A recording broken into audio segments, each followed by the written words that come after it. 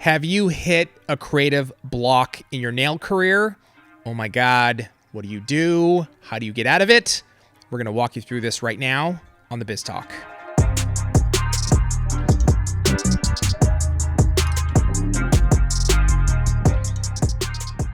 You know, creative block, it happens, but probably a person block is more accurate. I get a Tracey block where I actually block out Tracey, but I'm okay with it. You do actually do that. I- You'll be talking to him and it's just nothing. It's all of a sudden, huh? I do that, but sadly it's not just with you. No, it's everybody. It's with everybody. I know. This is a good topic because it happens not just in nails. It happens everywhere, even in business.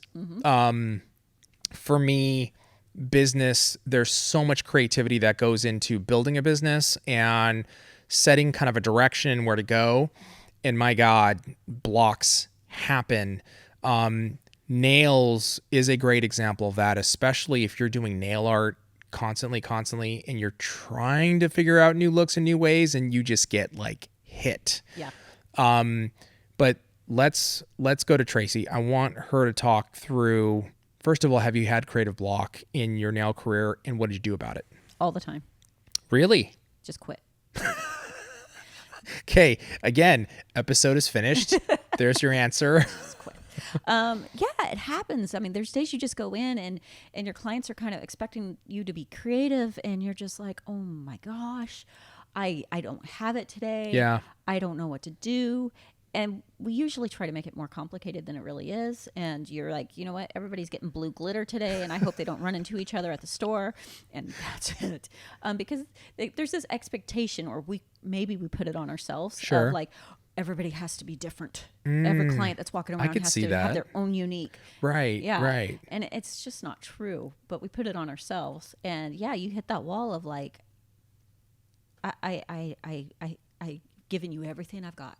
Yeah. I'm done. Yeah. For that day. Yeah. So what in those times, especially Tracey was on our last episode, or one episode that we recorded so many now, I can't remember. Tracey was talking about she would do 12 to 16 clients in a day. Yeah.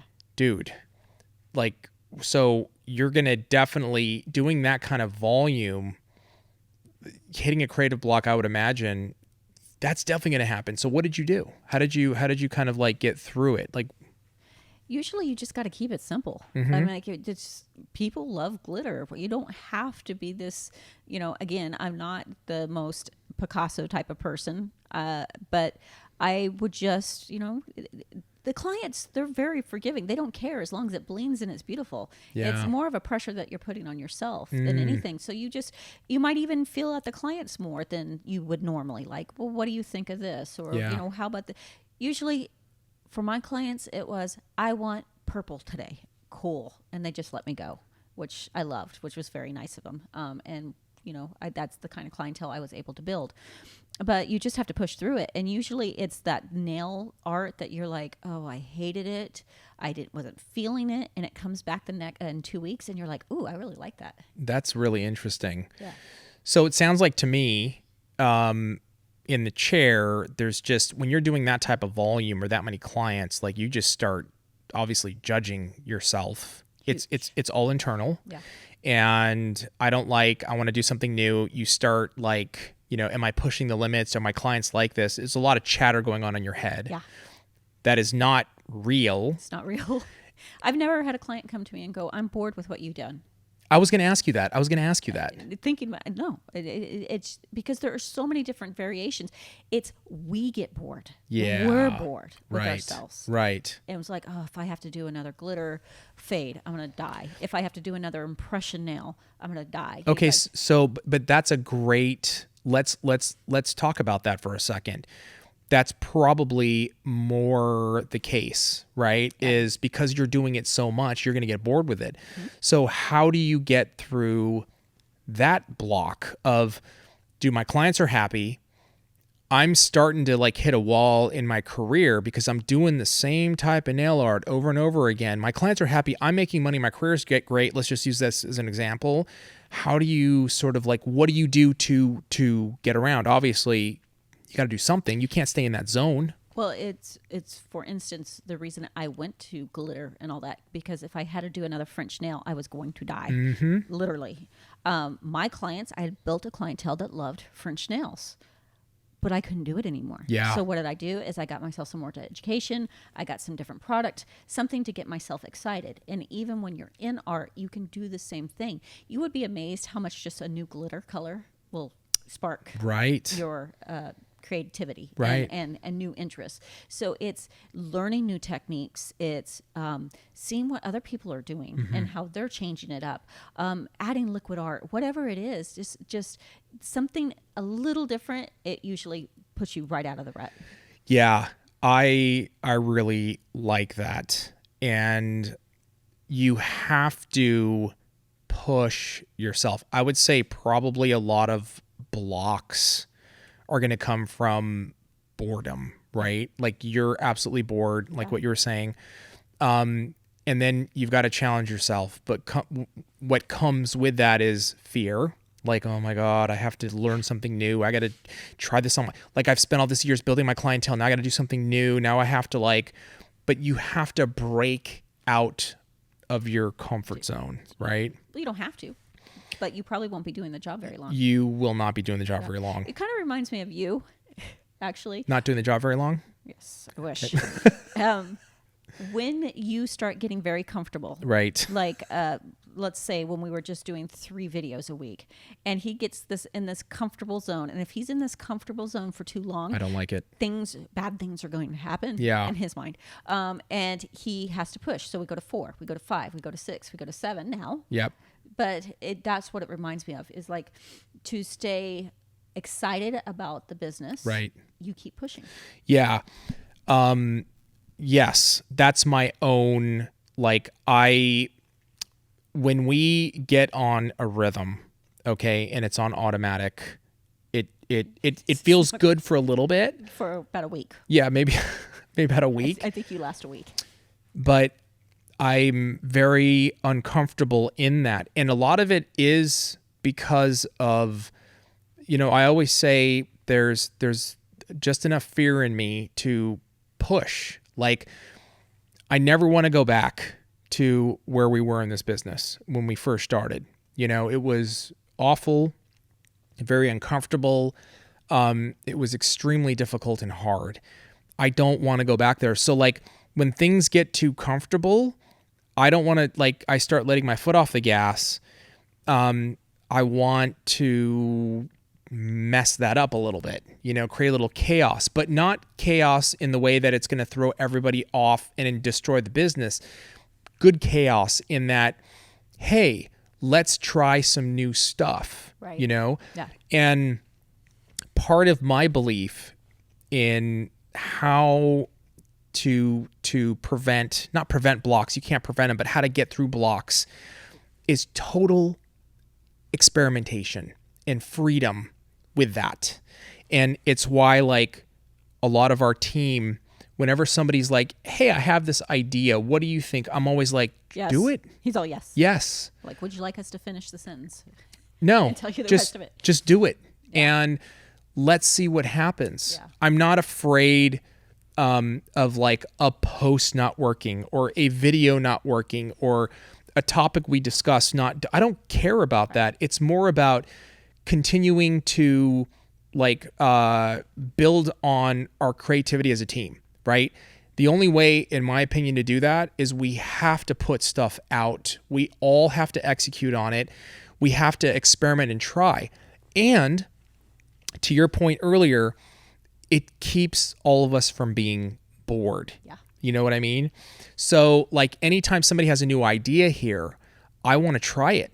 And I feel like that keeps, it helps us get through blocks if we do have blocks, because it's like, let's just try something random and different.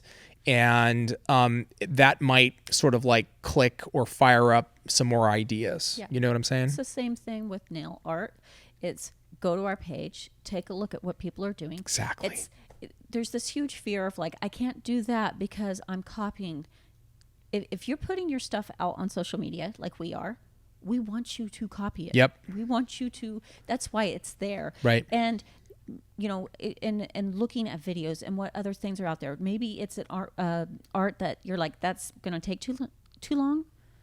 Well, practice it and change it up. There you go. And make a twist on it that makes it faster and bring it to your clientele as something new, and it's going to keep you excited and it will keep them excited too. Yeah, I'm a huge believer in that. It's all about finding inspiration. We have thousands of pictures / videos to keep you inspired. Go to our page.